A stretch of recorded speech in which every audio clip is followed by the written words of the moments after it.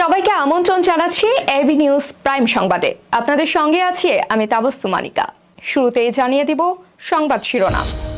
জবি শিক্ষার্থীদের আন্দোলন অব্যাহত, দাবি আদায়ের লক্ষ্যে রাজপথে সবাই। ফের কমছে সবজির দাম, সাধারণ ক্রেতাদের নাগালে বেশিরভাগ সবজি। শাহবাগে শিক্ষার্থীদের প্রতিবাদ, সাম্য হত্যার বিচার দাবিতে থানা ঘেরাও। নারীর ডাকে মৈত্রী যাত্রা কর্মসূচি, মুক্তির আকাঙ্ক্ষায় নারীর স্বতঃস্ফূর্ত উপস্থিতি। পুঁজি বাজারে ফের দরপতন, লেনদেনের ধীর গতি ও মূল্য কমার প্রবণতা। গাজা প্রায় দখলে নিয়েছে ইসরায়েলিরা, ব্যবহার করছে ট্যাঙ্ক। মেসির রাগ ও উত্তেজনার ঝলক, চলমান ম্যাচে মারাত্মক ক্ষোভের ছাপ। দর্শক, এতক্ষণ শুনছিলেন শিরোনাম, এখন বিস্তারিত। রাজধানীর কাকরাইল মোড়ে গত কয়েকদিন ধরে চলমান আন্দোলন আজও জারি থাকল। শুক্রবার বিকেল 3:30টায় বিশ্ববিদ্যালয়ের শিক্ষক শিক্ষার্থীরা প্রধান উপদেষ্টার বাসভবনের যমুনা অভিমুখে গণ অনশন কর্মসূচি শুরু করেছেন। সমাবেশের সারসংক্ষেপে জগন্নাথ বিশ্ববিদ্যালয় সাংবাদিক সমিতির সাধারণ সম্পাদক মাহতাব লিমন বলেন, আমাদের আন্দোলন এখন এমন পর্যায়ে পৌঁছেছে যে পেছনে ফিরে যাওয়ার পথ নেই। আমরা বিজয় না পাওয়া পর্যন্ত আন্দোলন চালিয়ে যাব। এর আগে জগন্নাথ বিশ্ববিদ্যালয়ে 4 দফা দাবির জন্য তৃতীয় দিনের মতো অবস্থান কর্মসূচি পালিত হচ্ছে। জুমার নামাজের পর বিকেল 2:15টার দিকে শিক্ষার্থী, শিক্ষক ও অ্যালামনাইরা একত্রিত হয়ে সমাবেশে যোগ দেন।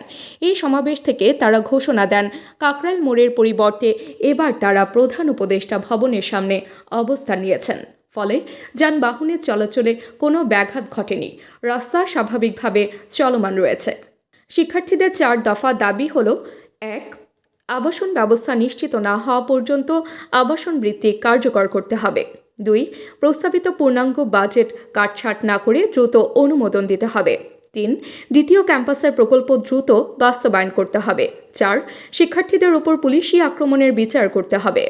অনশন কর্মসূচিতে বসেছেন আপনারা জানেন, জগন্নাথ বিশ্ববিদ্যালয়ের যৌক্তিক দাবির পক্ষে আমাদের আন্দোলন শান্তিপূর্ণভাবে হবে, কিন্তু জোরালো থেকে জোরালো হবে।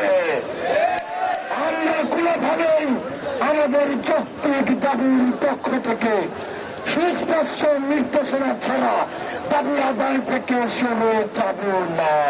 আমরা সুস্পষ্টভাবে বলে দিতে চাই, আপনারা কি আমাদের উপর হামলাকারীদেরকে দেখেন না? আপনারা কি আমাদের উপর লাঠিচার্জ করেছে তাদেরকে দেখেন না? আপনারা কি আমাদের উপর যে বোমা মারেছে তাদেরকে দেখেন না? আপনারা তাদের বিরুদ্ধে ব্যবস্থা নিন, তারপর আমরা প্রশাসনিকভাবে ক্যাম্পাস থেকে তার বিরুদ্ধে তদন্ত সাপেক্ষে তার উদ্দেশ্য জেনে তারপর আমরা ব্যবস্থা নেব। গত কয়েক সপ্তাহ ধরে সবজির দাম বৃদ্ধির তালিকায় ছিল চোখে পড়ার মতো। তবে শুক্রবার রাজধানীর বিভিন্ন বাজারে দেখা গেছে কিছুটা হলেও দাম কমেছে। আগে যেখানে 70 থেকে 80 টাকার মধ্যে বিক্রি হচ্ছিল সবজিগুলি, এখন দাম কিছুটা নেমে এসেছে প্রতি কেজিতে 50 থেকে 60 টাকায়। কয়েক সপ্তাহের তুলনায় আজকের বাজারে সবজির দাম ক্রেতাদের স্বস্তি দিয়েছে। মাঝখানে 80 টাকা থেকে 100 টাকার নিচে বলতে গেলে সবজিই ছিল না। সেই তুলনায় বাজার দর কিছুটা কমে নিয়ন্ত্রণে এসেছে। রাজধানীর বিভিন্ন বাজারে আজ দেখা গেছে কিছুদিন ধরে ঊর্ধ্বমুখী থাকা সবজির দাম হঠাৎ কমে গেছে। অনেক ধরনের সবজির মূল্য উল্লেখযোগ্যভাবে পড়ে গেছে। সরবরাহ বাড়া ও চাহিদার কিছুটা স্থিতিশীলতা থাকায় এই দাম গিয়ে দাঁড়িয়েছে: শসা 60 টাকা, করলা 50 টাকা, মূলা 50 টাকা, লম্বা বেগুন 70 টাকা, গোল বেগুন 80 টাকা, পটল 60 টাকা, ঢেঁড়স 50 টাকা, টমেটো 60 টাকা, কাঁকরোল 80 টাকা, ধুন্দুল 7 টাকা, ঝিঙা 7 টাকা, কলা হালি 50 টাকা, লাউ 60 টাকা, মিষ্টি কুমড়া 40 টাকা, কচুর লতি 60 টাকা, পেঁপে 70 টাকা, কাঁচামরিচ 70 টাকা। তবে বাজারের এই দাম কিছুটা হলেও স্বস্তি দিয়েছে ক্রেতাদের। দাম কমার এই ধারা অব্যাহত থাকলে সাধারণ ক্রেতাদের জন্য কিছুটা স্বস্তি আসবে বলে মনে করছেন বাজার বিশ্লেষকরা। শাহবাগে সাম্য হত্যার বিচার ও নিরাপত্তার দাবিতে থানা ঘেরাও করেছে শিক্ষার্থীরা। দুপুর থেকে রাজপথে প্রতিবাদের ঝড় তুলে তারা। সরেজমিনে দেখা যায় ঢাকা বিশ্ববিদ্যালয়ের 2018-19 শিক্ষাবর্ষের শিক্ষার্থী ও ছাত্রদল নেতা শাহরিয়ার আলম সাম্য হত্যার প্রতিবাদে আজ শুক্রবার দুপুরে শাহবাগ থানার সামনে ঢাবি শিক্ষার্থী ও শিক্ষকরা একত্রিত হয়ে ঘেরাও কর্মসূচি চালান। তারা শাহবাগ থানাকে ঘেরাও করেন এবং তাদের এই অবস্থান দীর্ঘায়িত করেন। এই আন্দোলনে অংশ নিয়েছেন শিক্ষা ও গবেষণা ইনস্টিটিউটের সব বিভাগের ছাত্র শিক্ষকরা।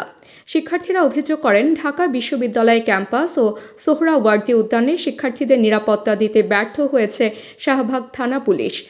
তারা বিভিন্ন স্লোগান দিয়ে এই ব্যর্থতার বিরুদ্ধে প্রতিবাদ জানাচ্ছেন, যেখানে তারা দাবি করছেন হত্যার বিচারের পাশাপাশি ভবিষ্যতে যেন আর কেউ নিরাপত্তাহীনতার মুখোমুখি না হন। ঢাকা বিশ্ববিদ্যালয়ের এক ভাইকে হত্যা করা হয়েছে।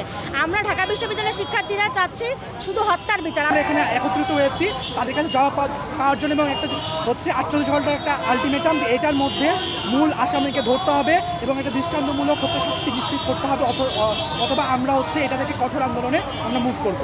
প্রগতিশীল নারী, শ্রমিক, শিক্ষার্থী, সাংস্কৃতিক ও পেশাজীবী সংগঠনগুলোর উদ্যোগে এক ঐতিহাসিক প্রতিবাদী পদযাত্রা শুরু হয়েছে শুক্রবার বিকেলে।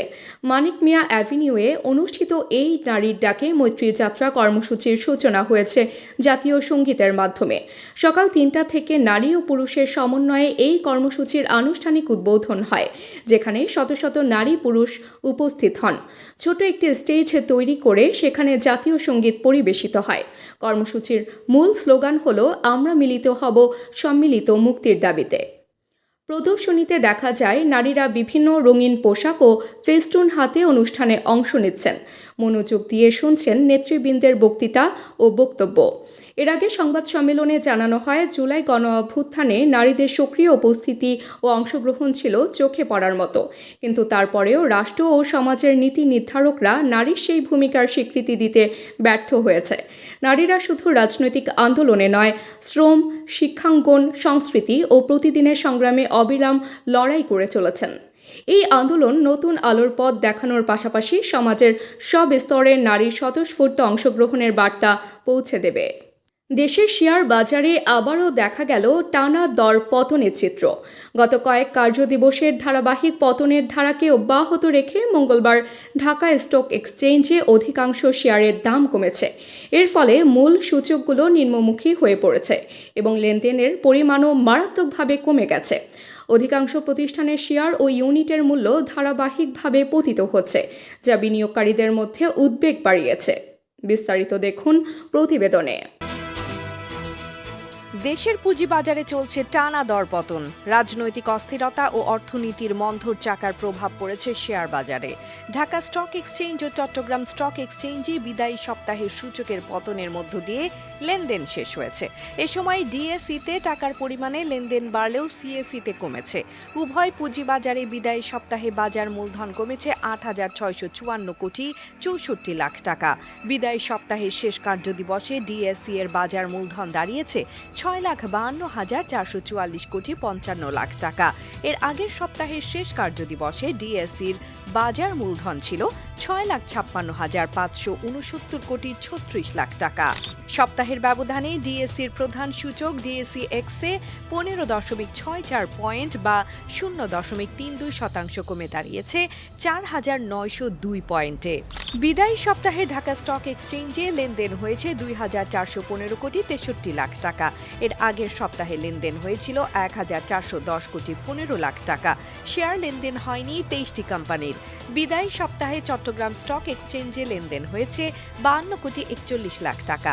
এর আগের সপ্তাহে লেনদেন হয়েছিল 68 কোটি 63 লাখ টাকা। সপ্তাহের ব্যবধানে সিএসইতে লেনদেন কমেছে 16 কোটি 22 লাখ টাকা।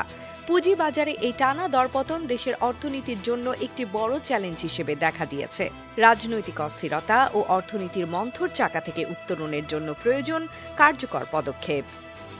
AB news desk report.